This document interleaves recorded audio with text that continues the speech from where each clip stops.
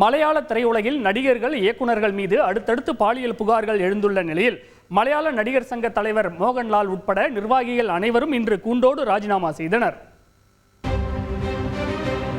மலையாள திரையுலகில் நடிகைகளுக்கு இழைக்கப்பட்ட பாலியல் துன்புறுத்தல் குறித்து விசாரிக்க அமைக்கப்பட்ட நீதிபதி ஹேமா கமிஷனின் அறிக்கை சமீபத்தில் வெளியானது. இதனைத் தொடர்ந்து மலையாள நடிகர்கள் இயக்குநர்கள் மீது நடிகைகள் அடுத்தடுத்து முன்வைத்துள்ள பாலியல் புகார் அதிர்வலைகளை ஏற்படுத்தியுள்ளது. பாலியல் குற்றச்சாட்டுக்கு உள்ளானதால் மலையாள நடிகர் சங்க பொதுச் செயலாளர் சித்திக் பதவியை ராஜினாமா செய்தார். இதேபோல் கேரள திரைப்பட அகாடமி தலைவர் பதவியை இயக்குநர் ரஞ்சித் ராஜினாமா செய்துள்ளார். இந்த பரபரப்பு அடங்குவதற்குள் நடிகர்கள் ஜெயசூர்யா, முகேஷ் உள்ளிட்டவர்கள் மீதும் பாலியல் புகார் எழுந்திருப்பது மலையாள திரையுலகில் புயலை கிளப்பியுள்ளது.